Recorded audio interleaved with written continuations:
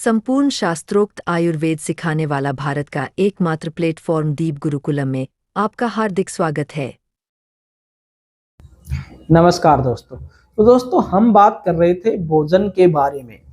तो चलिए आज हम अगली क्लास स्टार्ट कर रहे हैं और अगली क्लास में आज की क्लास में हम पढ़ने वाले हैं कि कौन सा भोजन पहले व कौन सा भोजन हमें बाद में खाना चाहिए।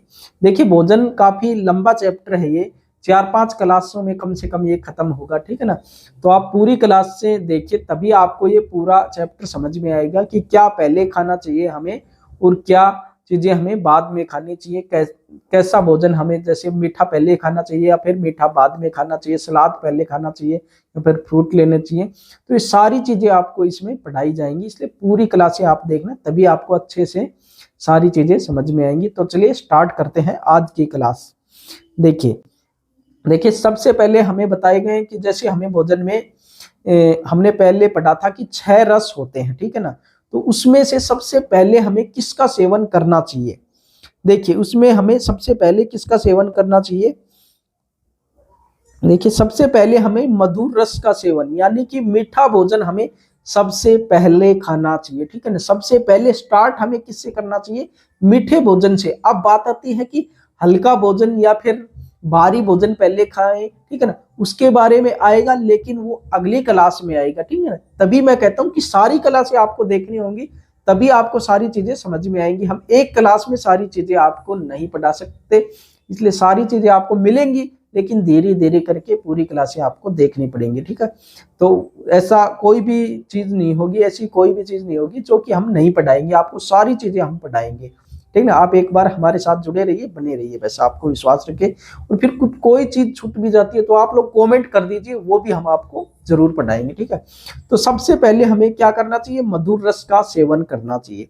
उसके बाद में बीच में यानी कि पहले मधुर रस खाए, मीठी चीजें खाई, उसके बाद में खट्टी चीजें तथा ये गलत लिखा गया, खारी चीजें हैं, ठीक है ना। बीच में खट्टी चीजें तथा खारी चीजों का सेवन बीच में, मतलब खारी चीजों का सेवन से मतलब जिनका रस जैसे मीठा हो, जो भी चीज मीठे में आती है वो पहले खाओ। फिर उसमें हल्की और या फिर भारी चीजें वो भी अलग हिसाब से आएंगी। तो फिर आगे बीच में खट्टा तथा खारी चीजें खानी है। और अंत में हमें भोजन कौन सा लेना चाहिए, तीक्ष्ण कड़वा तथा कसैला रस जिसका होता है ना, वो भोजन फिर हमें अंत में उसका सेवन करना चाहिए। अब इसमें भी आता है कि सबसे पहले घी से पूर्ण कठिन पदार्थ, ठीक है ना। देखो अभी आ गए ना, लेकिन ये तो एक नॉर्मल बेसिक आया है इसमें, लेकिन आगे जब गहराई में जाएंगे तब आपको सारी चीजें आएंगी आगे। तो सबसे पहले इसमें दिया है जो घी से पूर्ण यानी घी में भुना हुआ है, यानी कि घी की जो भी चीजें हैं वो सबसे पहले घी से पूर्ण कठिन पदार्थ, ठीक है ना, यानी कि हार्ड जो ज्यादा भारी जो चीजें हैं वो पहले खानी चाहिए। उसके बाद में कोमल पदार्थ, उससे थोड़ा सा नरम जो चीजें होंगी वो फिर उसके बाद में खानी चाहिए। और अंत में कौन सी खानी चाहिए, द्रव रूप पतले पदार्थ यानी कि छाछ मट्ठा हो गई, ये चीजें सबसे अंत में, जैसे दूध वगैरह सारी चीजें ऐसी जो भी द्रव रूप में जो भी होती हैं, पीने वाली चीजें हम कह सकते हैं, तो वो सब चीजें किसमें आएंगी, सब में अंत में। सबसे पहले घी से पूर्ण कठिन पदार्थ, उसके बाद में कोमल पदार्थ और अंत में द्रव रूपी पतले पदार्थ। अब आगे चलते हैं, आगे है अब इसमें एग्जाम्पल दिए हुए हैं कि एग्जाम्पल के द्वारा हम समझते हैं कि क्या चीजें हमें पहले खानी चाहिए।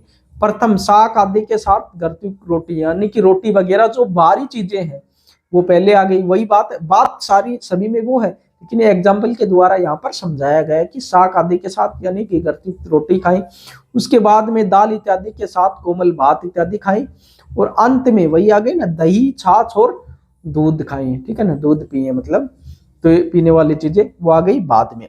अब देखो इसमें और आगे इसमें खोल कर दिया हो कि मंद अग्नि वाले मनुष्य को, यानी कि जिसकी अग्नि मंद है, जिसको कि सभी भोजन अच्छे से पचते नहीं है, पेट की अग्नि मंद है, उसको मात्रा से भारी, ठीक है ना। देखो अब ये चीज आ गई मात्रा से भारी, ये हम आपको समझाएंगे क्या होती है मात्रा से भारी। एक बार पढ़ लीजिए, स्वभाव से भारी और संस्कार से भारी, इन तीनों प्रकार के पदार्थों को नहीं खाना चाहिए। यानी कि जिसकी अग्नि मंद रहती है, जिसको भोजन अच्छे से नहीं पचता हो जल्दी से, उसको मात्रा से भारी और स्वभाव से भारी और संस्कार से भारी, इन तीनों प्रकार के पदार्थों को नहीं खाना चाहिए। अब आती है कि मात्रा से भारी कौन सी चीजें होती हैं। देखिए मात्रा से, ये तो एग्जाम्पल दिए हुए हैं, लेकिन हम पहले आपको बता दें कि मात्रा से भारी से मतलब आखिर क्या है। देखिए मात्रा से भारी से आपको मतलब है कि ज्यादा मात्रा में, यानी कि कम मात्रा में खाएं तो वो चीजें हल्की हैं, लेकिन ज्यादा मात्रा, मात्रा से भारी की मतलब ज्यादा मात्रा में उन चीजों को नहीं खाना, यानी कि जिसकी अग्नि मंद है उनको ज्यादा मात्रा में भोजन नहीं करना चाहिए। मान लो उसको एक रोटी खानी की है तो एक ही रोटी खाई, दो तीन न खाई, इस तरह मतलब ज्यादा मात्रा में वो न खाई, मात्रा से भारी, इसका मतलब ये हो गए। आगे स्वभाव से भारी, यानी कि जैसे कई चीजें होती है, जैसे भारी स्वभाव से, यानी कि कई चीजें, जैसे मान लो वो हो गया, जैसे घी हो गया, ठीक है ना, घी जैसे भारी चीज में आ गया, और घी से जैसे मान लो एक तो दूध हो गया, वो हल्की चीज में आ गया, लेकिन दूध से यदि खोआ बना दे तो वो किस में आ गया, भारी चीज में आ जाएगा, ठीक है ना। तो स्वभाव से भारी, भारी हो गया।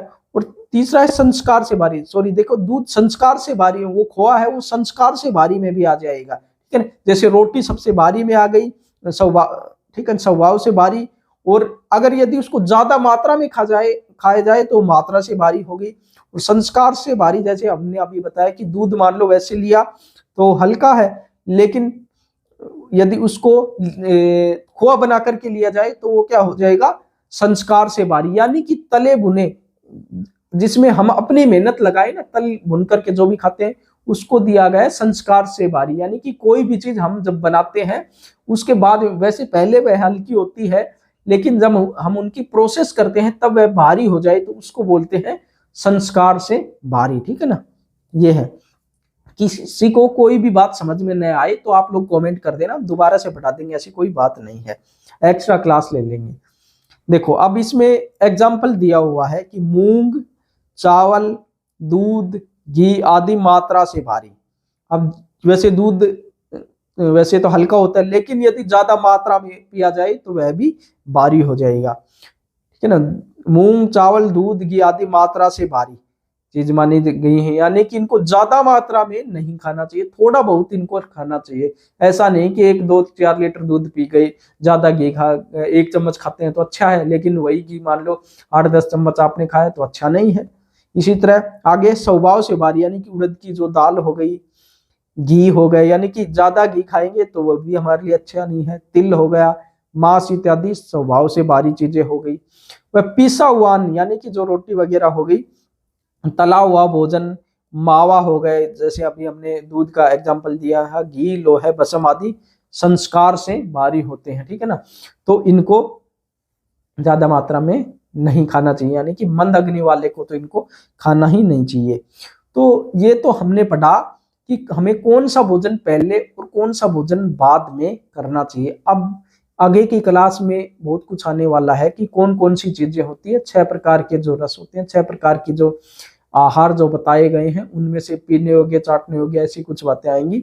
उसमें जब अगली क्लास होगी तब हम आपको समझाएंगे। इसमें कोई भी डाउट हो ना आपको तो आप लोग कमेंट कर दिया करो, हम दोबारा से एक्स्ट्रा क्लास आपके ले लेंगे, उसमें आपको, लेकिन आपको समझाएंगे सारी चीजें, चाहे कोई भी डाउट हो, सारी चीजें आपको बिल्कुल क्लियर कराते हुए चलेंगे, ठीक है ना। यदि कोई आयुर्वेद सीखना चाहते हैं तो बिल्कुल कंप्लीट आयुर्वेद आप इस चैनल से सीख पाएंगे, ठीक है ना। तो दोस्तों यदि आपको वीडियो अच्छे लगते हैं तो वीडियो को लाइक व शेयर अवश्य करें, और जो लोग आयुर्वेद सीखना चाहते हैं उन लोगों को भी इसको अवश्य शेयर करें, और अपने वैसे भी परिवार रिश्तेदारों को भी शेयर करें, ताकि वो लोग एक नॉर्मल बेसिक आयुर्वेद सीखने के बाद भी बीमारियों से खुद को और अपने परिवार को बचा करके रख सकेंगे, ठीक है। तो इतना तो सभी को आयुर्वेद आना ही चाहिए, और प्रत्येक घर के लोगों को इतना आयुर्वेद तो हमें अपने बच्चों को पढ़ाना ही चाहिए, ठीक है ना। तो मिलते हैं अगले वीडियो में कुछ नई जानकारियों के साथ, तब तक बने रहेगा हमारे साथ। जय हिंद, वंदे मातरम।